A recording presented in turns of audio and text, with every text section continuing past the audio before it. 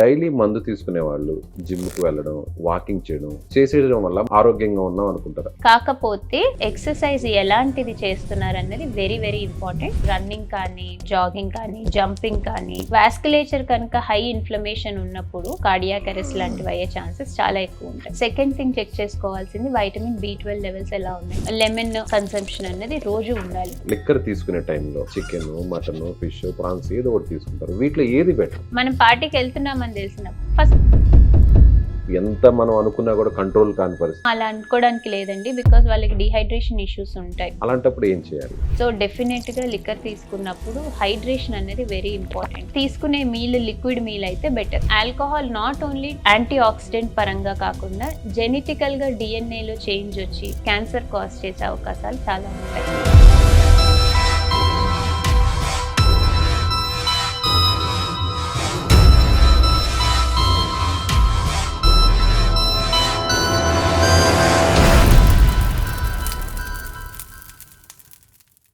మన దేశంలో ఇటీవల జరిపిన అధ్యయనాల ప్రకారం 60 ఏళ్ల వయసు దాటిన వారిలో చాలామంది మోకాళ్ళ సమస్యలతో బాధపడుతున్నారు. అందులో మోకాళ్ళ చిప్పులు అరిగిపోయి చాలామంది సర్జరీకి వెళ్తున్నారు. అయితే సర్జరీయే దిక్కు అనుకునే వారికి ఎపియాన్ పెయిన్ క్లినిక్ ఒక శుభవార్త చెప్పింది. ప్లాస్మా థెరపీ ద్వారా ఈ సమస్యకు చెక్ పెడుతుంది. సో ఇమీడియట్గా ఈ సమస్యతో బాధపడేవారు ఈ కింద నెంబర్కు కాల్ చేయండి. నమస్తే, నేను విజయ్. మద్యం అలవాటు ఉన్నవారు, మందు తీసుకునేవారు, అసలు వాళ్ళు ఫాలో అవుతున్నటువంటి కొన్ని వ్యాయామ చిట్కాలు కావచ్చు, లేదంటే వాళ్ళ డైట్ కావచ్చు, ఎంతవరకు పర్ఫెక్ట్ అనేది మన ముందున్నారు ప్రముఖ న్యూట్రిషనిస్ట్ ఆశ్రిత గారు. ఆశ్రిత గారు నమస్తే అండి. నమస్తే అండి. చాలా మంది డైలీ మందు తీసుకునే వాళ్ళు మరుసటి రోజు జిమ్కి వెళ్ళడం, లేదంటే వ్యాయామం చేయడం, వాకింగ్ చేయడం చేసేయడం వల్ల మేము సేఫ్ గా ఉన్నాం, ఆరోగ్యంగా ఉన్నాం అనుకుంటారు. అది కరెక్టేనా?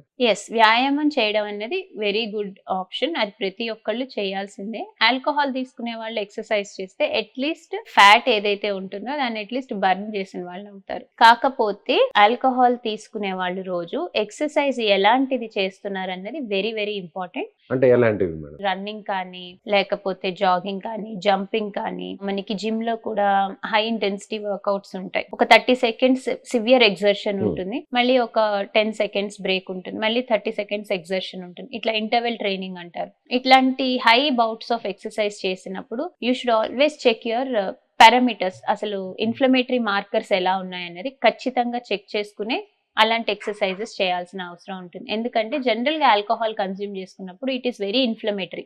సో వాస్కులేచర్ కనుక హై ఇన్ఫ్లమేషన్ ఉన్నప్పుడు మన బాడీలో జనరల్ గా క్లాట్స్ అవి సర్క్యులేట్ అవుతూ ఉంటాయి. సో అలాంటివి ఏవైనా స్టక్ అయినప్పుడు కార్డియాక్ అరెస్ట్ లాంటివి అయ్యే ఛాన్సెస్ చాలా ఎక్కువ ఉంటాయి. అంటే డైలీ ఆల్కహాల్ తీసుకునేవారు ఎలాంటి టెస్టులు చేసుకోవాలి, ఎన్ని రోజులకు ఒకసారి చేసుకోవాలి? 3 months కి ఒకసారి HbA1c ఎలా ఉంది, ఫాస్టింగ్ బ్లడ్ షుగర్ ఎలా ఉంది అనేది more important, because alcohol again increases blood sugar levels.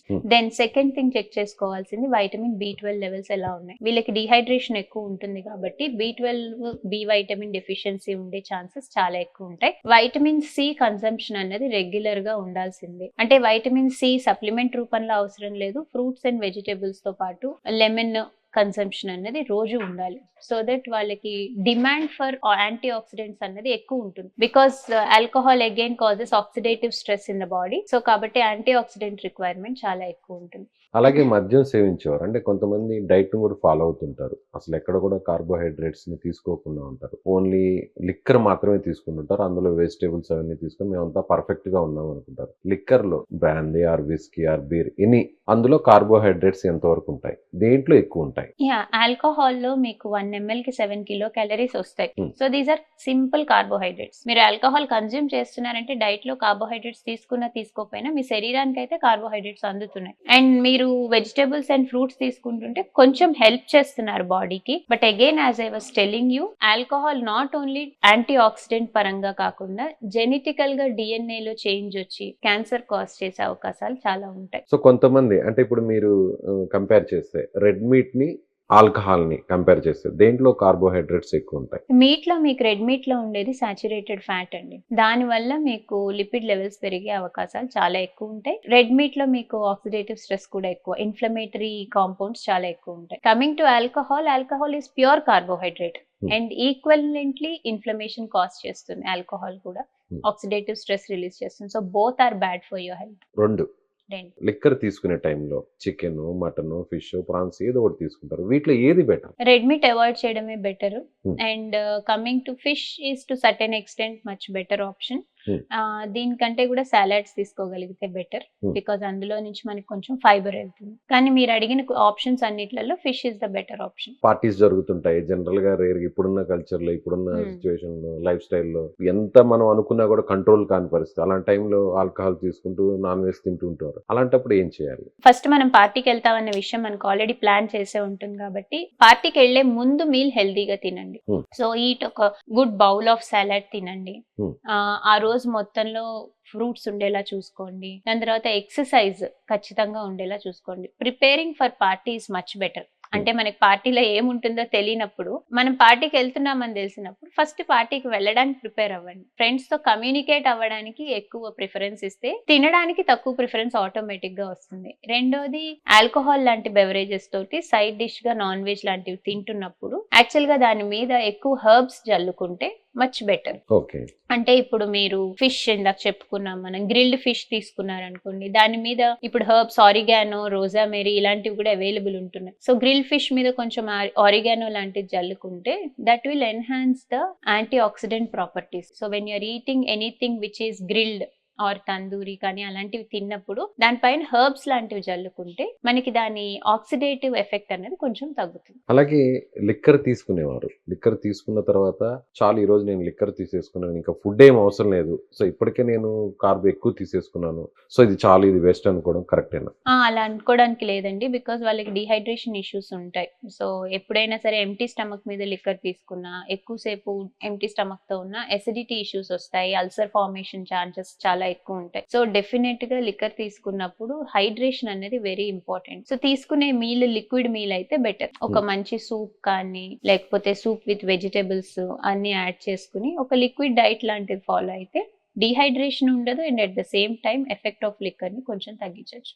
వారంలో నాన్ వెజ్ ఎన్నిసార్లు తీసుకుంటే బెటర్? వారానికి నాన్ వెజ్ 2 times అయితే మచ్ బెటర్ ఆప్షన్. అలాగే రెడ్ మీట్ ఎన్నిసార్లు తీసుకుంటే బెటర్? రెడ్ మీట్ నెలలో ఒకసారికి లిమిట్ చేస్తే బెటర్. ఓన్లీ మంత్ లో 1 time. Once a month. Meat లో ఫిష్ బెటరా లేదంటే చికెన్ బెటరా? ఫిష్ ఏ బెటర్ అండి. ఫిష్ లో మీకు ఒమేగా 3 ఫ్యాటీ యాసిడ్స్ ఉంటాయి. ఫిష్ లో ఉండే ప్రోటీన్ మనకి ఈజీలీ బయో అవైలబుల్ అవుతుంది. Along with that vitamin D levels కూడా ఫిష్ లోనే ఉంటాయి. కాకపోతే సోర్స్ ఆఫ్ ఫిష్ అన్నది ఎక్కడి నుంచి వస్తుంది అనేది వెరీ ఇంపార్టెంట్. వీక్ లో ఫిష్ ఎన్నిసార్లు తీసుకుంటే మంచిది? Once A week to twice A week fish తీసుకున్నా మంచిది. మనం వీక్ లో 2 సార్లు నాన్ వెజ్ మంచిది అనుకున్నాం కాబట్టి ఒకసారి ఫిష్, ఒకసారి చికెన్ తీసుకున్నాం. కొంతమంది గ్రిల్ ఫిష్ నే ఎక్కువగా తీసుకోవాలని చెప్తుంటారు. Yes. అలాగే కర్రీలో చేసిన ఫిష్ కూడా మంచిది అంటుంటారు. ఆయిల్ లో డీప్ ఫ్రై చేసిన ఫిష్ కాదు, కరెక్ట్ కాదు అంటుంటారు. ఈ మూడిట్లో ఏది బెటర్? ఫస్ట్ థింగ్ ఆప్షన్ ఇచ్చేసి మనం గ్రిల్ ఫిష్ కే ఇస్తాము. ఎందుకంటే unless it is not chartered, అంటే ఫిష్ పైన నల్లని మరక రానంత వరకు గోల్డెన్ బ్రౌన్ లో మీరు గ్రిల్ చేసుకుంటే grilled fish is a good option. కర్రీలో కూడా ఆయిల్ కన్సంప్షన్ తగ్గించుకుని గుడ్ అమౌంట్ ఆఫ్ స్పైసెస్ వేసుకుని ఫిష్ కర్రీలా చేసుకున్నా మంచిదే. And last is fried, because again inflammatory compounds release అవుతాయి. Right madam, thank you. Thanks అండి.